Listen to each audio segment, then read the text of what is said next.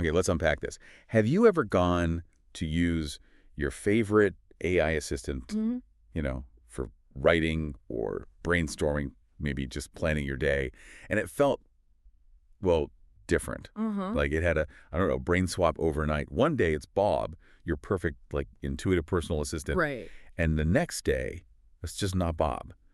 It's talking in riddles, Yeah. maybe booking flights to Peru instead of lunch. Yeah, I've heard stories like that. That feeling of unpredictability, Yeah. It's not quite being in control with these cloud AI services. It's a real frustration for a lot of people. Definitely. So our mission today for this deep dive is to unpack why this keeps happening and, maybe more importantly, what you can actually do about it. How to Yeah. get some stability, control, and, privacy back. Sounds good. We've been diving into this really insightful piece, Local AI versus Cloud AI, your guide to AI stability and control. And it's fascinating because this isn't just about like minor software updates changing a button color. No, it feels much more fundamental. It's about how we interact with these, honestly, pretty powerful tools and whether they're really working for us, Exactly. I mean, just recently, it felt like a flash storm of AI announcements, didn't it? Chloe. Google dropped Joul's VO3 Flow AI, then Gemini's native audio, Gemma 3N. Anthropic rolled out Claude Sonnet 4, Opus 4. Right. Plus Mistral's DevStraw, Microsoft pushing GitHub Copilot updates. It was just, wow, a flood of new names and features. Felt kind of overwhelming, actually. Overwhelming is absolutely what it's that AI roller coaster experience the source talks about. Yeah. Sometimes it's just pure magic, like incredibly useful. Yeah. Other times it's a total Wreck-It Ralph disaster. Yeah. It just breaks everything. And that good day magic, it's absolutely real. The source really nails this. You get that Claude 4 Opus model that just perfectly crafts a really sensitive client email. Or like Google's Gemini explaining quantum entanglement to a 10-year-old with this charming story about magic twin puppies. Oh! Laugh slightly. And suddenly, a really complex concept just clicks. These moments, they feel transformative. We celebrate them, right? But that's only half the story. Right, because then you get the bad day. Ugh. That's when the magic just evaporates, and your trusty tool, that partner you rely on, suddenly turns into, well, a wrecking ball. Yeah. Like, imagine you're a writer. You've got this great system going with an older GPT-4 version, maybe. It helps you brainstorm fantastic characters. It's got this creative spark. Then, boom, a new improved update rolls out. You go to use your trusted brainstorming partner, and something is just wrong. What happened? It just spits out the most boring, generic, cliched ideas imaginable. It actually starts draining your creativity. It's not just frustrating. It feels like a real betrayal almost. I can see that, especially if you've built workflows on it. Exactly. If you've built entire workflows, maybe even parts of your business, on a specific AI's behavior, it can feel like you're suddenly moving backward, but like at high speed. All that progress you made, just gone. And that brings us right to the mystery of the changed AI. Why does this keep happening? We can't just pop the hood and look inside. For most of us, these models are total black boxes. Right. Sealed tight. But the source gives us some really good clues. Think of it like a global restaurant chain with a secret recipe. Okay. The company's constantly trying to improve it, maybe make it cheaper or faster to produce, but their idea of improvement might be the exact opposite of what you loved about it. That makes sense. So what are some of those key reasons for these frustrating shifts? Well, one huge reason is model tuning. The engineers behind the scenes, they might add a new global instruction, something like be more helpful and harmless. Sounds good on paper. Yeah, it could make it great for basic customer service chats, maybe. Yeah. But suddenly it's terrible at nuanced creative writing or complex problem solving. It's like taking all the salt and spices out of a soup to make it healthier. Chuckles. Technically safer, perhaps, but bland, pretty useless if you wanted flavor. Right. Another major driver is cost and speed. Let's be real, running these massive AI models is incredibly expensive. I bet. So the company might decide to use, let's say, cheaper ingredients or cook much faster to serve more people at a lower cost. For simple tasks, you might not even notice. Okay. But ask it something complex, something requiring deep thought, the answers become shallow, generic. Your 5-star, slow-cooked meal basically gets replaced with fast food. The quality, it just vanishes. Oh, I totally get that. Okay. So they optimize for volume maybe and lose then- the quality for the harder stuff. Precisely. Then there are training data updates. The AI learns from this colossal library of text and code. When they add new information, it learns new things, but it can sometimes forget or misapply old ones. Like how? The source uses this funny analogy, like a chef who goes to Italy, comes back obsessed with balsamic vinegar and starts putting it on everything. Wow. Yeah, steak, salad, even like ice cream. They learned a new skill maybe, but completely forgot where it's appropriate to use it. Okay, that paints a picture. Balsamic ice cream. Yeah. Got it. And finally, there are the safety filters. These are obviously important, designed to stop the AI from saying harmful or inappropriate things. Sure. But sometimes these filters are just way too aggressive. They can make the AI seem nervous, overly cautious, almost afraid to answer perfectly normal questions. Its personality just gets erased, replaced by this bland, apologetic, corporate voice. It's like a restaurant so terrified of allergies that they ban peanuts, gluten, dairy, salt. Yeah. You can't even get a simple sandwich with cheese anymore because it seems too risky. My poor sandwich. But you're right, it really comes down to the user experience. My feeling is the only thing that counts, isn't it? Exactly. When your favorite tool stops working for you the way you need it to, it's a real loss. Doesn't matter what anyone else says or if the update technically improved some other metric. But, it's worth pointing out, not everyone is on this crazy roller coaster, right? The source talks about the meh crowd. Ah, yes, the macros. These are the folks who try a new AI update and just shrug. They honestly don't notice much difference. Why is that? Well, this kind of leads into the big secret the source reveals. Even when we think we're using the same named AI model like GPT-4 or Claude 3, we're actually living in completely different AI worlds. How so? It's all about how you use the AI, right? What you need from it is deeply personal.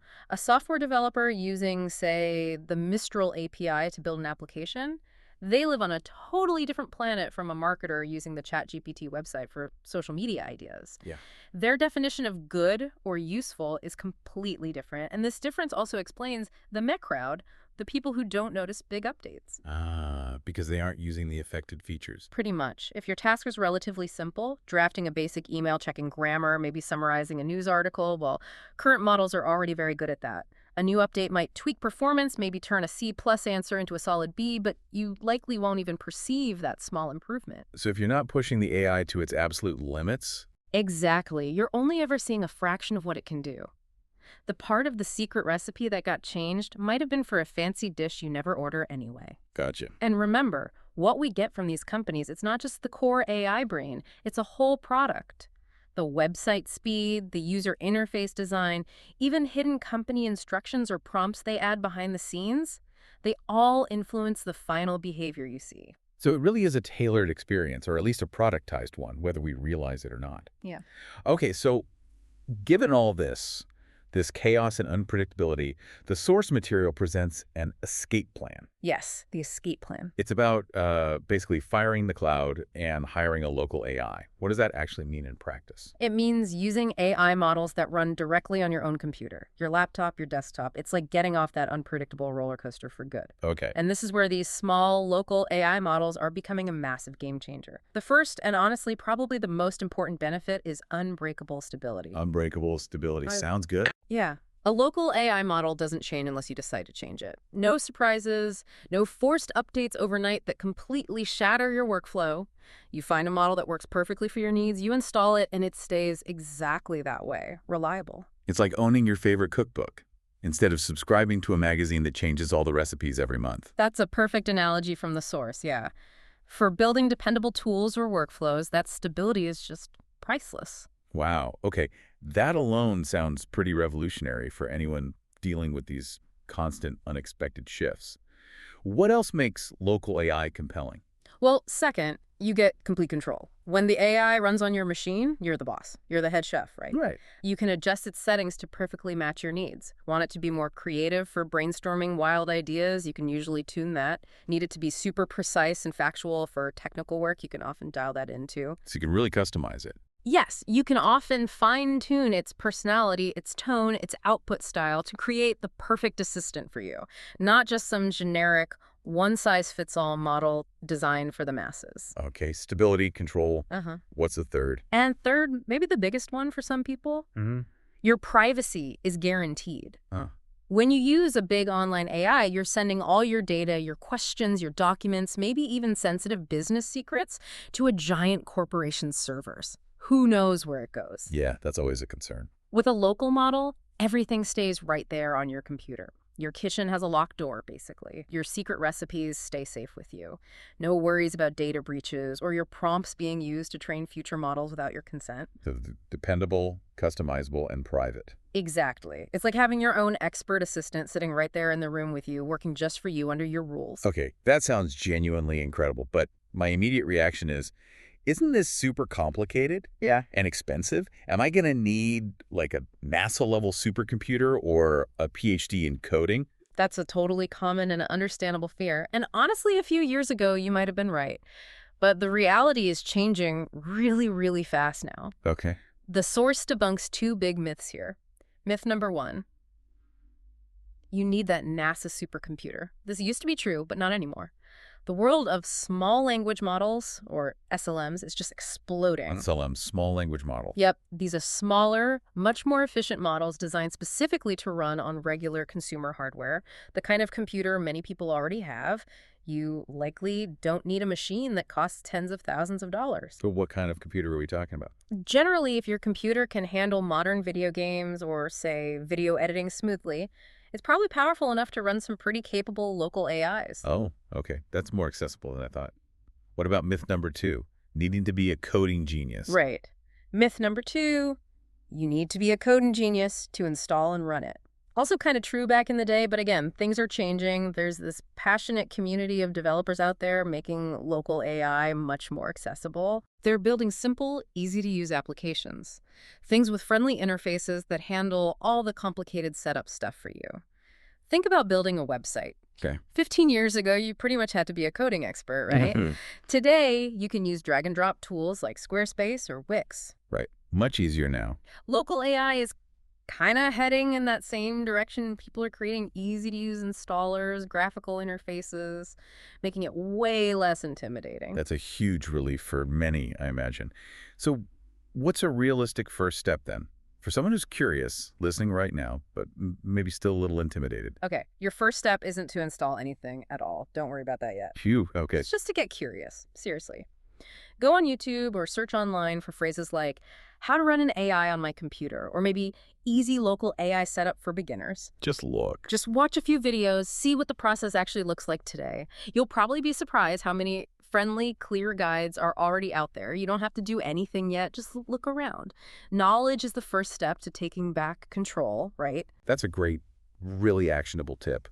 Just watch a video. Okay. So knowing all this now, how do we navigate this constantly evolving AI landscape?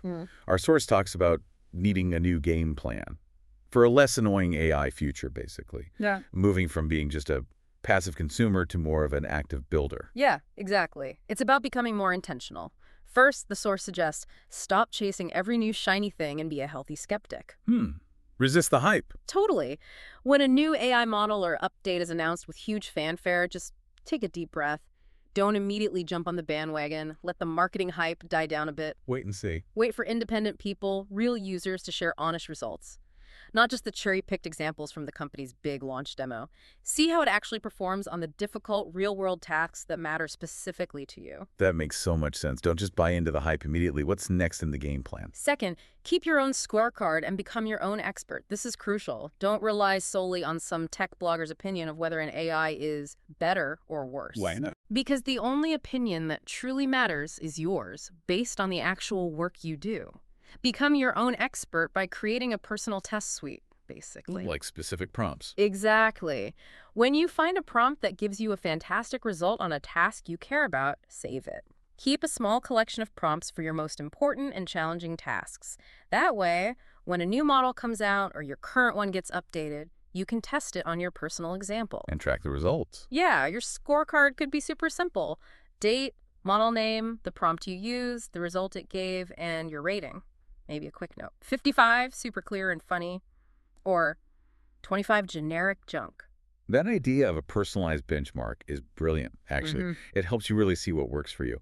But I wonder, for someone maybe juggling multiple AI tools, how realistic is it to consistently maintain a detailed scorecard like that? Does it become another chore? That's a really fair question. And look, it doesn't have to be some massive, exhaustive spreadsheet tracking every single interaction. Yeah. Even just keeping track of, say, your top 3 or 5 most critical tasks or prompts can give you incredible insight over time. It's less about rigid data collection and more about developing a personal intuition, almost a feel for what truly works best for your specific needs, rather than just chasing general reviews online. Makes sense. Build your own expertise. Right. And that leads nicely into the third point. Use a variety of tools and build a toolbox. Don't be blindly loyal to just one AI brand or model. Why is that? That's like trying to build an entire house using only a hammer, right? Right. Just not efficient. No single model, currently at least, is the absolute best at everything. Specialization. Exactly. One might be a genius at creative writing, while another is a champion at analyzing complex data sets. A third might be unbeatable for generating code. So build a small toolbox of different AIs. Learn their strengths and weaknesses. Use the right tool for the right job. Okay, so be discerning, be your own expert. Don't put all your eggs in one AI basket. And then finally, that brings us back to local AI. Exactly. The fourth point is take one small step towards local AI. You know now from our chat that local AI is pretty much the ultimate path if you want real stability and control. Your journey there can start today. With that YouTube search. Yep. As we talked about, your first step is simply to get curious. Spend just 30 minutes this week watching one of those video guides about setting up local AI. That's it. No pressure. No pressure at all. You're not committing to anything. You're just opening the door a tiny crack to see what's actually on the other side.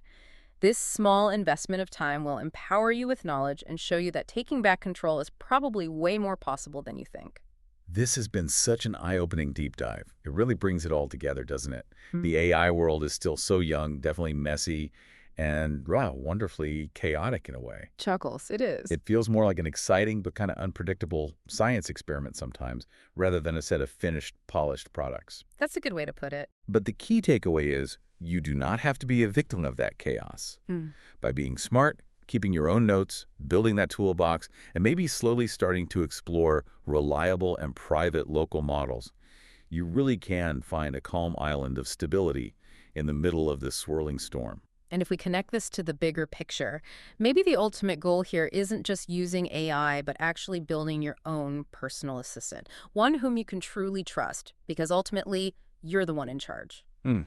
So maybe a final thought for you, our listener, to mull over. What specific areas of your work, or maybe even your life, could be genuinely transformed by having an AI assistant that you fully control and fully trust? Something to really think about, for sure. Thank you for diving deep with us today. We really encourage you to keep exploring, keep experimenting, and we'll be back soon with another deep dive into the fascinating world around us.